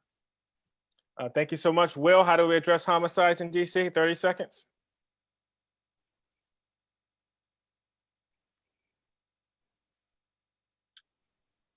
Will, unmute you. Sorry. Jobs, education, housing, obviously, but we have to understand that we are destabilizing entire communities. I talked earlier about Brooklyn Manor, which I've been involved in with the last 8 years. We are ripping that community apart, displacing people. Berry Farm is torn down. People are displaced. When people are destabilized, when communities are destabilized, it leads to bad outcomes. We, not too long ago, placed homeless families in an abandoned hospital between a jail and an STD clinic. If you treat children that way, you have to take a public health approach to repair that trauma in order to reduce bad outcomes on the back end of things. Thank you, Will. Rick, addressing homicides, 30 seconds. Yeah, every life is precious, and we're moving too many of our young people to violence, especially gun violence. We cannot police our way out of this. It comes down to mental health support, education, and creating more jobs, training, and opportunity for the most vulnerable residents. We also need to improve relations between police and the community. In too many cases, trust has been broken, and it makes it more difficult to achieve this change. As a Ward 8 resident, I see this all the time. For some reason, we allow this crime and violence to be concentrated in these certain communities. And we need to ask that question of why we're allowing. Thank you, Rick. Janae, homicides, 30 seconds. In the short term, as I mentioned before, I would expand programs like Cure the Streets that do direct intervention and conflict resolution. But in the long term, I think it's not enough to just provide jobs in order to find an economic solution, but to invite people into the vision for our city. So I would prioritize cooperative models of economic growth, inviting people to be business owners and to build collective wealth, because if one person is able to achieve wealth, but the rest of the community is left behind, that actually is not solving the problem. Chander, 30 seconds. Yeah, crime is a manifestation of the lack of opportunities in our communities. The promises not being kept and continuously being let down. I remember this from the Latin American Youth Center, and it's a lack of economic independence and education. When an education system that leads to the streets, not a career, that's when crime happens. It's a call for desperation. And my experience on the board on the Jobs Coalition has shown me that we can provide job opportunities and education through vocational education, and leads to a pathway to success. Jeremiah, you skipped me. Ed, 30 seconds. Sure. Well, this question reminds me of Pastor Delonte Golston of the Peace Fellowship Church in Deanwood and the Peace Walks that he does, where he just walks to the community to talk to people to understand what their challenges are. And I sort of think, what if that were the entire DC government rather than just our clergy? What if that were our approach to helping communities be more stable and safe? When I served on a task force last year around the DC jail, we didn't talk about the structure of the jail. We talked about investments in mental health and affordable housing and jobs as the keys to making our community safer. And I agree that's the right goal. So if I'm a DC council member, I'm going to listen to the community about what the stresses are there and then work to address them. And that's my way of creating more community safety. Thank you. Chander, homicides in DC, 30 seconds. I already went. Oh, sorry, Christina, 30 seconds, homicides in DC. Sorry about that. I think that we need a holistic approach to our public safety challenges that we have in the city, where all parts of the government are coming together to marshal a solution. So education, jobs, mental health, healthcare, infrastructure, all of these things need to be part of the conversation and solution, because I feel like a lot of times the crime that we're seeing in the city is sometimes crime out of desperation and inability to sort of resolve issues and challenges that they have with interpersonal, with other people in their community. And so I feel like we're never going to get to a solution if all parts of the government are not working towards the same goal. Thank you. Marcus, good one. We need to address the underlying causes of crime before they occur. Those are underemployment, job training opportunities, providing adult education, providing affordable childcare, and treating addiction and mental illness when it occurs instead of sending the police. By the time the police arrive and a crime has occurred, it's far too late. We need to invest in more community policing solutions like violence interrupters and Cure the Streets, and take on more policy like the NEAR Act to ensure that community policing methods are carried throughout our communities. Marcus Batchelor. Yeah, sitting from where I'm sitting and serving where I do, I've seen too many friends and too many students I serve be both perpetrators and victims. And so I know we do need to address gun violence as a public health crisis. That means bold investment in research, intervention, prevention, and trauma recovery. And it also means realizing that gun violence is a comorbidity of the deep inequalities in our city. So we do have to lift folks out of poverty. We do have to give our young people a quality education. We do have to give them the mental health supports that they need to be successful. And so that's what I'll invest in as well. Thank you so much. So our next question, how will you implement green community practices citywide? In 30 seconds, what is your citywide environmental vision? Starting with Robert. Thank you. I'm very proud to have been endorsed for a second time by the Sierra Club.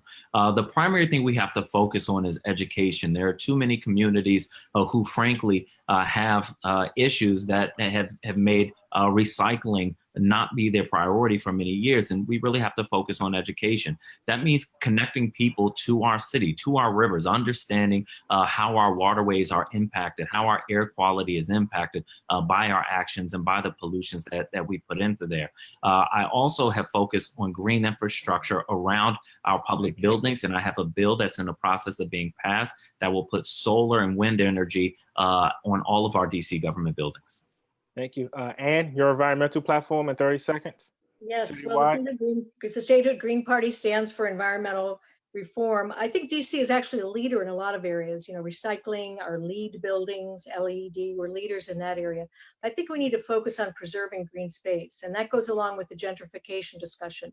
I live right within eyesight of Walter Reed, and there's going to be a little town center in Walter Reed within the next few years. But what about McMillan Park? Maybe McMillan Park should be preserved as a green space that families can use. You can have games there and so forth. So we don't need to get rid of the green space and then we're going around trying to create parks after we've lost that. Eric, your environmental platform in 30 seconds. Yeah, well, I used to work, as a lot of you know, at DCRA, and one of the things that I did was help to establish the green building program at DCRA. So my focus on, environmental policy would be focusing on, getting our buildings, more of our buildings LEED certified, LEED Gold, and working through the building permit process to really tackle a lot of the energy inefficiency that we have in our buildings. I know that the council has passed the renewable energy standards, to take effect later on in the decade, but looking at those types of policies to increase our environmental awareness. Thank you. Next up is Monica, your environmental platform in 30 seconds. Yes, I also support more funding for programs that preserve green space and programs like the River Smart program. The Department of Energy and Environment does a fantastic job in terms of providing DC homeowners access to trees and the wildlife that we need to preserve our ecosystem in DC. But I also think we need to help our young students become ambassadors for the environment. And there are schools that are excellent models like Mundo Verde Public Charter School that do this, and more schools could be doing this. Thank you. Will, your environmental platform? I mean, we're running on a Green New Deal, so we want to build thousands of units of social housing that are using the latest green technologies. We have a housing stock right now in Washington, D.C. that is rotten. I worked at Congress Heights, representing Congress Heights Tenant Association. There was a slumlord, Sanford Capital ran those buildings that had terrible environmental impacts on the people living there. So not only environmental impacts, green mold, slum conditions have an impact on people, not just the environment writ large. But we're going to create jobs and we're going to create social housing with the latest green technology. Thank you, Will. Rick, your environmental platform, citywide. Yeah, we need to keep programs going in the city like River Smart, using the Anacostia River Works that is run by a local resident and grew up in Kenilworth. We need to continue to give incentives for green roof programs, solar reimbursement programs. We need to preserve our historical spaces and green spaces with more accessibility, LEED certifications. Across the board, we need to look at this as a holistic plan and not just one thing will resolve all of our problems, but look at it holistically. Janae, environmental platform. We already have the Clean Energy DC Omnibus Act on the books, and the aspect around private buildings, the Building Energy Performance Standard is going to have the biggest impact. And so I would put energy to make sure that happens. I use River Smart Homes program, but here in Ward 7, the wait time to get it implemented is almost a year. And most of my neighbors don't know about it. And so we need to improve marketing and also focus job training to prepare people, especially residents of Ward 7 and 8, to start their own businesses to implement the activities and the actions in those programs. Chandler, environmental platform. Yeah, I think we have some good programs with the River Smart program and planting 1,000 trees a year. But what we don't do is never finish the job. We don't get more of our district residents involved in environmental jobs, and we don't water the trees, so half of them die. That's wasting money. I think we can do more by finding open spaces. And I think the COVID-19 crisis has shown we need more open spaces for social distancing and be able to use for both recreation purposes as well as job opportunities. Absolutely. Christina. Yeah, I'm supportive of green infrastructure in our public streetscapes and also using that for public and private buildings and things like that going forward. I also think that the council is going to need to do some increased oversight in terms of ensuring that, Metro Board and WMATA actually hold up their end of the bargain in terms of, moving over to an energy efficient fleet for buses, and the same with DC Public Schools and sort of moving to an energy efficient fleet for their school buses as well. And so I think those are a couple of areas that I would be focused on. Ed? So 2 years ago, I was part of the Put a Price on It coalition, where we were trying to get a carbon fee and rebate program in the district. It turned into the Clean Energy DC program with the ambitious goal of 100% renewable energy by 2032. I also was part of a task force that was working to develop the plans for Solar for All to bring solar to 100,000 low-income residents. Those are really ambitious goals. They take money and they take oversight, and that's really what we need next. And that's what I want to do as a DC council member. I think it's also important to make public transit more affordable and more reliable so that people actually start using it. Thank you, Ed. Marcus Goodwin, environmental platform. I have solar panels on the roof of my house, and I believe the council needs to double down on its investments, funding solar tax credits for residential properties. We also need to improve building energy performance standards for our commercial properties throughout the city, and create a carbon taxing legislation for our commercial properties. That's another way that we can create and generate revenue to bridge our budget gap this year. Finally, we need to make a requirement of LEED Green certification for all commercial development that's new and upcoming in the city. Yeah, so I'm proud to represent the district on the Chesapeake Bay Local Government Advisory Committee, and on the council, I'll continue to be a regional leader to make sure all resources are brought to bear to address our current crisis. I also believe we need bold investment in a workforce system that supports green jobs and invests deeply in green infrastructure. And we can't talk about climate change without talking about environmental justice. And so we have to invest in communities to make sure that as climate change bears down, it doesn't disproportionately impact our most vulnerable residents. And obviously, I believe we've got to, well, my time's up, but transportation infrastructure is also important as well. Thank you. So now we're actually going to move into the raise your hands portion of the event. So if candidates support this, if candidates say yes, raise your hand. If you're no, keep your hand down. So Do you first, mind if I'm verbal? yeah, we'll give you a chance to say yes or no, Eric. Thank you. So first question, this is lightning round, comes from Kim. Have you ever been a registered Republican, yes or no? Yes. Okay. Childcare professionals are essential workers. Show of hands, who will commit to finding the $20 million we need for birth to 3? Raise your hand for yes. Yes. If you were on a council, would you have voted to extend the school year for the Washington metropolitan students? Yes or no? Raise your hand for yes. Yes. Do you support ranked choice voting?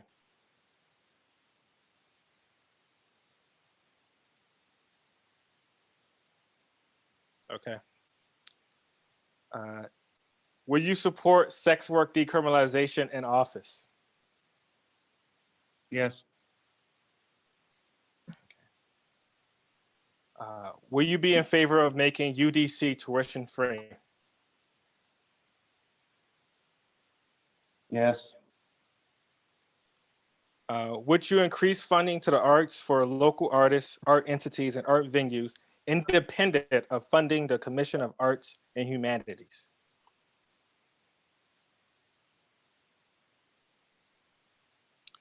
Would you support automatic voter expungement for arrests where no charges were filed and for non-convictions?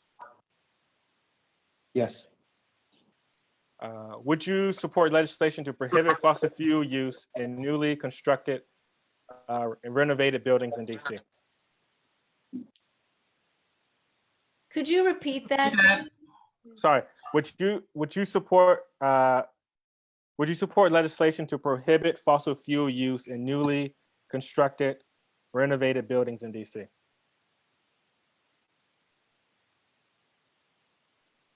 Okay. If Jack Evans is on the council when you join it, would you vote to expel him?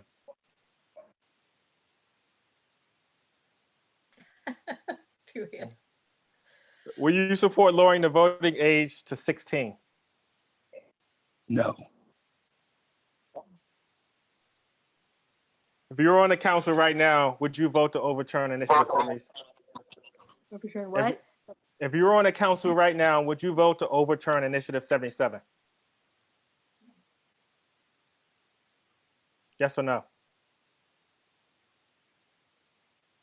Okay. Would you delay implementation or cut funding from the Paid Leave Fund program to support COVID-19 recovery efforts? Yes or no?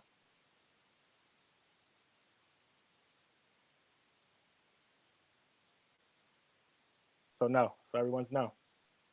Okay.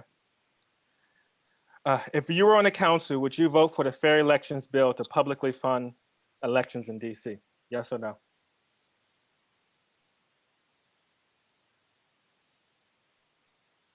Do you support all mail-in elections for DC?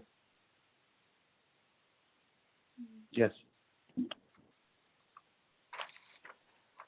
Do you think we should ban or limit contractors who get government grants from donating in elections? No.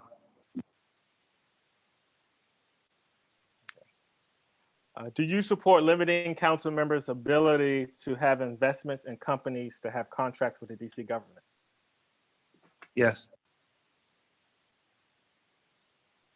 Do you support increased budget transparency for charter schools?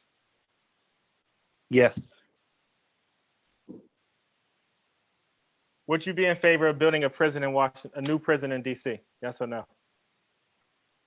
Yes.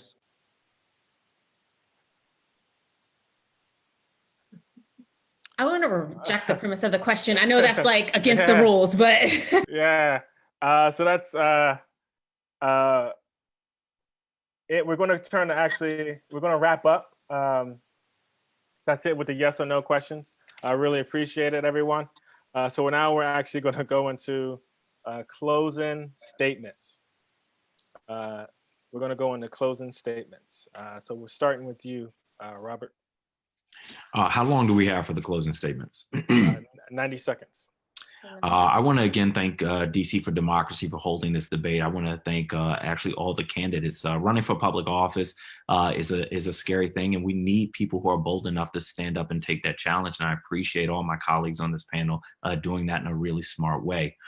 In the time that I've been on the council, I have been focused on transparency, accountability, and integrity. And I hope and believe that people have seen that throughout my 3.5 years on the council, that I have been dogged against inequity and inequality, that I have spoken up and will continue to speak up when something is not right. We need people on the council more than ever who are willing to do that, because the coronavirus epidemic not only requires us to rely on each other more than we ever have, but it shines a bright light on inequities in our city. And if we are not aggressive and affirmative in addressing these inequalities during and after the coronavirus, then the future after coronavirus will look no different than the past, and the effects will fall disproportionately on communities of color. I'm asking for your vote in the primary on June 2nd and in the general election in November. Again, I'm Robert White, DC Democratic at-large council member. Ann? Yes, thank you. Again, I'm Ann Wilcox, Statehood Green Party, so I'll be on the ballot in November, a lawyer and community activist on statehood and many other issues. I think one thing that we say, DC is a rich city. We're in the black ever since the control board came in. We've had a balanced budget, but what is that money really going for? Are we using it to fund human services? Are we using it to repair public housing, which we really haven't addressed enough tonight, with young people living in molded conditions and rat-infested conditions? Are we using it to maintain our affordable housing before it falls into disrepair? And the schools, I thought it was interesting. This is not a dig at the mayor. I think the mayor is working hard on the COVID, but the Ellen Show gave laptops and iPads to Randall Highlands Elementary School last year. Why did the Ellen Show have to come in and give laptops to one of our elementary schools? if we're doing as well as we say we are. So I think it's an issue of sometimes cutting the fat that's in government and redirecting the money to where it needs to be, to youth and to families. Thank you. Eric? Thank you, and thanks to everybody for listening to our conversation. Really appreciate it.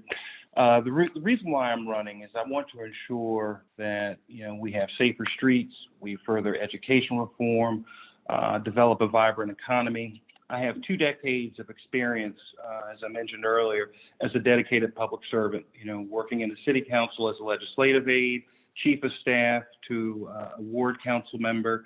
I've run city government agencies. I've been chief of staff at another government agency. So I have the knowledge, experience, and determination to solve our most pressing challenges. My values for the city are very straightforward. Accept people for who they are, build a network of support, and create a community of shared wealth. And I feel that by following these principles and by working together, we can have a city where every resident has a path of prosperity, no matter the neighborhood. So I'd invite everyone to come and join my campaign. Head over to my social media accounts at Rogers for DC 51 or my website, rogersfordc.com, and let's start a conversation. Again, I really appreciate the time, and I really appreciate the thoughtful conversation that we had, and I look forward to seeing my colleagues on the campaign trail and meeting the voters. Thanks again. Monica?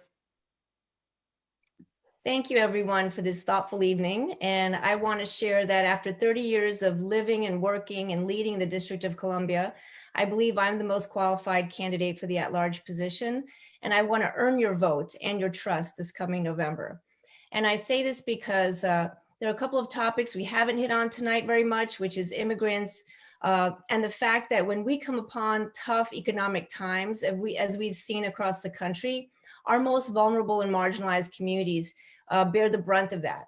And as we've seen, immigrants have been left out of the equation many times. And I'm tired of not having a voice on the council for our immigrant communities, whether they are business leaders, whether they are working families, or whether they are the undocumented invisible workforce. We need a voice that speaks to their interests. And I believe I can bring that voice. And I'm also concerned about the polarization happening in our city. So I will bring an approach that is collaborative, and that is about coalition building, because we will be pitted against each other. As a city that's already divided, we're going to have to find a way to find strength and unity and solidarity so that we can build a blueprint that works for everyone and leaves no one behind, because we are a world-class city and we deserve world-class leadership. So I hope that you'll support me, and you can visit my website at monicaforalldc.org to learn more about me, my experience, and my campaign. Thank you. Will? I'm going to close tonight by painting a picture of our new Green Deal recovery. Imagine this with me. We recover tax cuts from the wealthy to build a jobs program, employing people out of work in our new social housing agency. Together, we plan, collect community input, and conduct impact studies. Instead of giving away public land, we build social housing on it all around the district. We lead the country in green building techniques, translating residents' needs into beautiful new homes with family-sized units and green spaces. Residents of all incomes flock to social housing, drawn by the promise that they will only pay 25% of their income in rent. Our initial investment begins to pay off immediately. The mixture of rents, instead of going to developers, pays for building maintenance and repays our capital investment. Permanently affordable rents put extra money in people's pockets to spend in their communities, reinvigorating the local economy. Affordable first floor retail spaces house small businesses, giving them a chance to recover and thrive. For the first time in a decade, families begin to move off the housing wait list. School attrition east of the river slows and then stops. We recover and we're stronger than before. This common sense regenerative housing model is the obvious path forward. The efficiency of social housing has been proven all over the world, and unlike the current model, actually works for everyone. We just need to fight for it.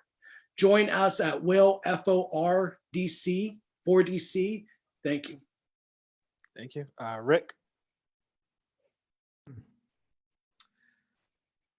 I know the struggles of our small business owners because I understand what it takes to make a payroll. I understand the challenges facing our educators because I've been in the classroom and helped thousands of first-generation college students like myself receive access to college education.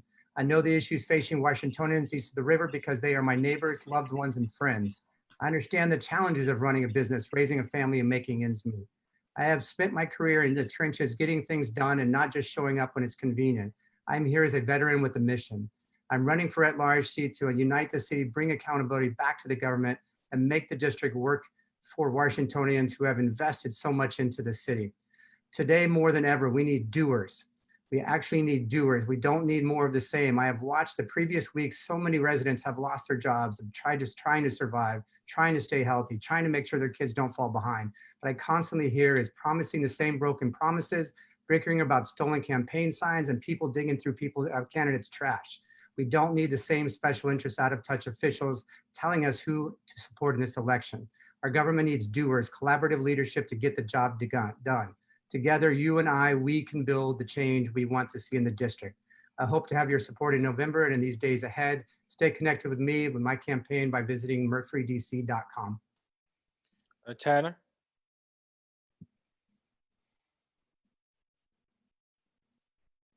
I think you skipped me, Jeremiah.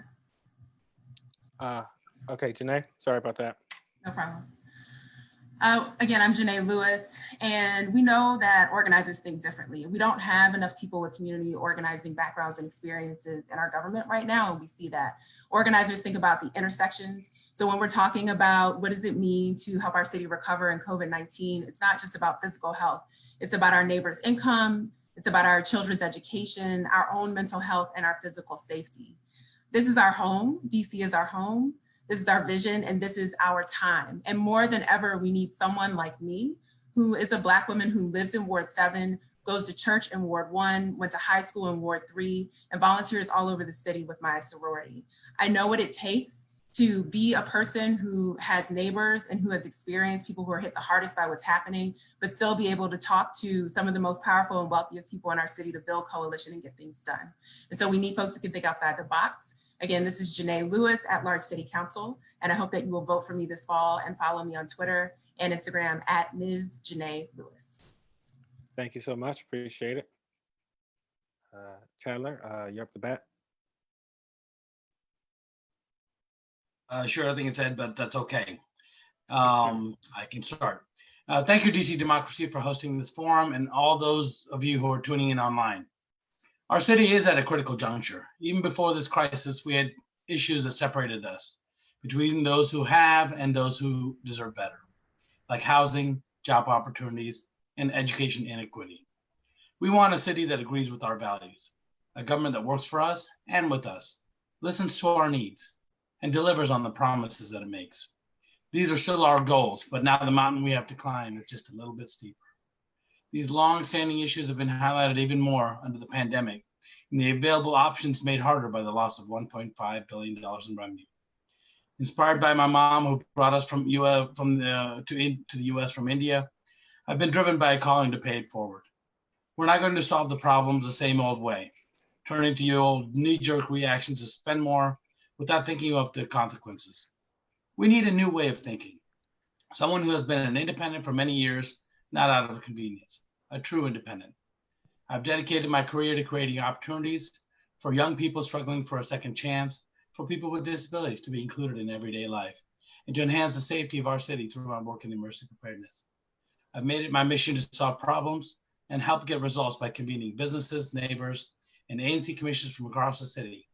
I'm ready to roll up my sleeves and carve a new pathway that is progressive, practical, and pragmatic. I'm Chandra J. Raman, and I humbly ask for your vote on November 3rd. For more information, go to www.chandra2020.com. Thank you again. Ed, I know I keep skipping over you, Ed. You know, the whole night, no love. You know, but I'm going to let you go, Ed. So you're up. Well, I'm still going to thank DC for Democracy for holding this forum tonight. I want to thank every engaged voter for joining us. It has been great to hear a lot of community questions, but I would love to hear even more. So I hope you'll check out my website, which is ed4dc.com, FOR. But I'd also just love to hear from you directly.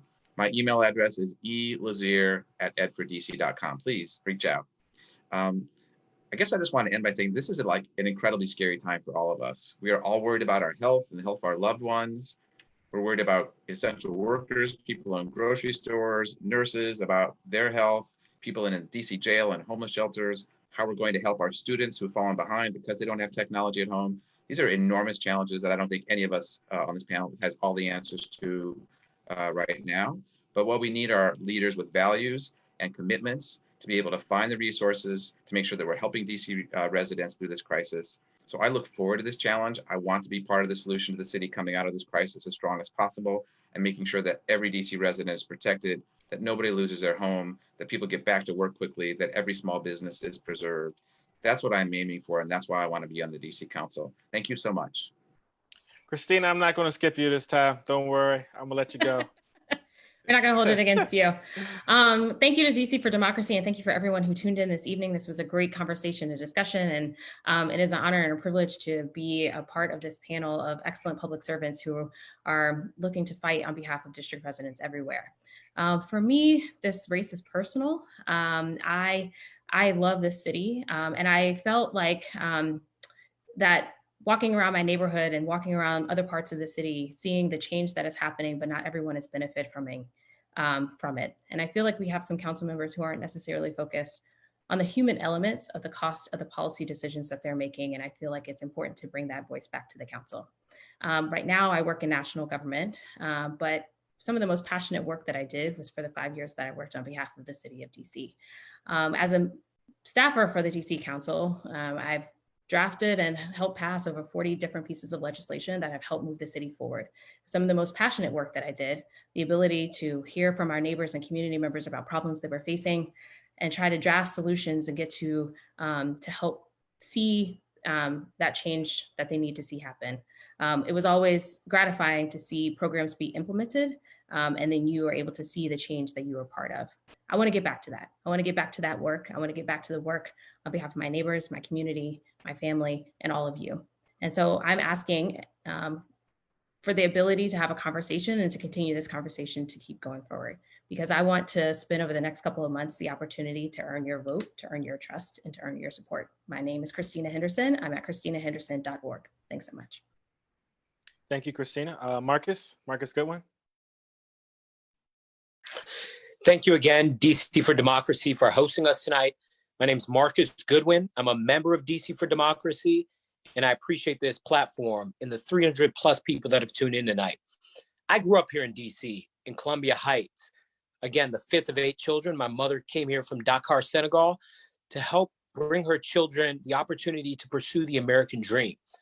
But growing up in Columbia Heights, it's the most rapidly gentrifying neighborhood in the country since the year 2000. I saw friends, family members, community members have to go because there wasn't an adequate housing stock, there weren't good enough paying jobs, and there wasn't a safe community that people felt comfortable in. In the 2000 census, Columbia Heights was 72% African American. Today, it's below 30%. I'm different from every other candidate because I have a plan. I have a 6-point plan, in fact. I talked to you earlier about financial responsibility and the ways that I would bridge the budget gap. I talked about eradicating DC's food deserts by creating economic incentives. I talked about addressing crimes and the underlying causes. Also, I want to ensure that we have better education. Of the 8 children in my family, 4 attended public schools here and 4 attended private schools. We all had different educational needs, and we need a complete school system that provides for everyone.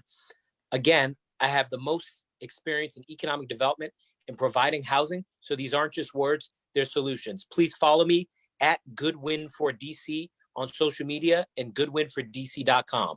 Thank you and have a good night. Before we let you go, Marcus, I'm gonna let Eric go real quick. Eric's on the line. Eric, you wanna go? 90 seconds, closing statement. Eric, are you still with us? Yeah, I'm still there. I already went. Okay. Sorry about that, Marcus. No, Sorry, y'all. It's been a long night. No, I'll take the extra time now. Don't get me wrong. So I'm gonna let Marcus close us out tonight. So Marcus, take it away. Appreciate it. Thanks, Jeremiah. And I want to thank DC for D again for having us tonight. I really want to just end by leaving everyone with a clear example of the crisis we're facing and the important decision we have to make on November 3rd. In some Northwest DC neighborhoods, the life expectancy is somewhere around 94 years old.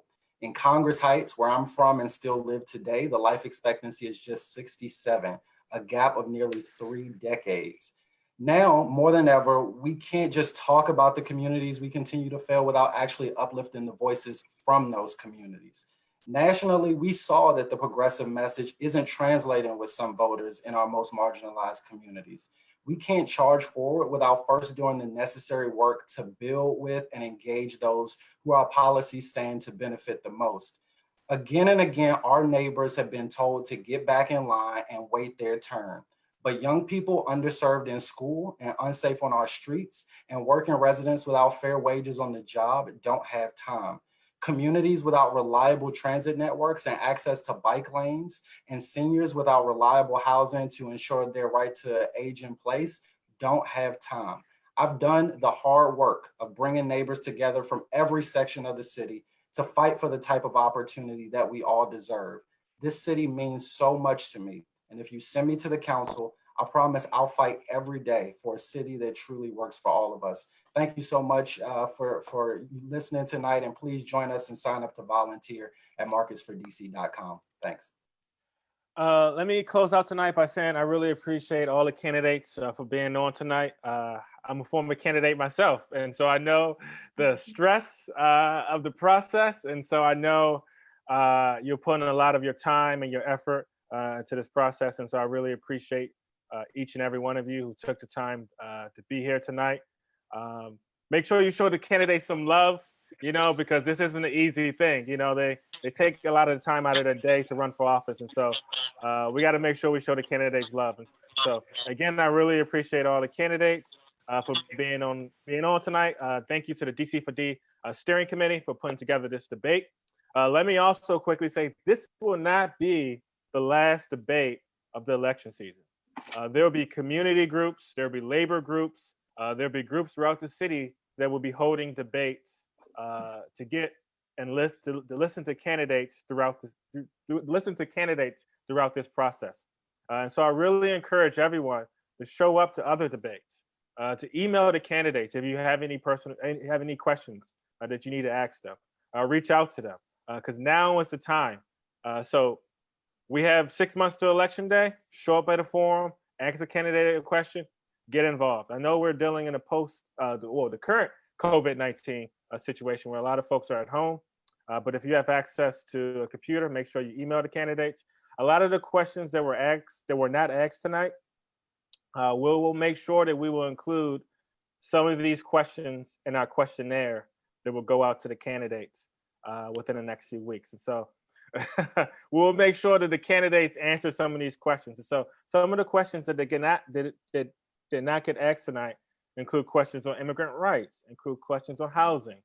So we will ensure that a lot of these questions that you're really concerned about get included in our questionnaire that will get sent out to the candidates. So we'll ensure that the candidates have opportunity to respond to some of these questions that were not asked tonight. But once again, I know I keep thanking the candidates. I probably thank you like 1,000 times just because I know how stressful it is to be the candidate. So I'm gonna thank the candidates again for being on tonight. Thank the steering committee. Thank our audience for being on. Thank everyone who submitted a question, even if your question was not asked. I really appreciate you taking the time to be a part of the political process. Make sure you stay safe out there. And being a chair for DC for Democracy, I want to say I really appreciate everyone tonight, and thank you so much. Have a good night, everybody. Thank you. Appreciate it. Bye. Good night. Appreciate it. Thank you. Jeremiah, Stay safe, everyone. Peace out. Good night, guys. Good job, everyone.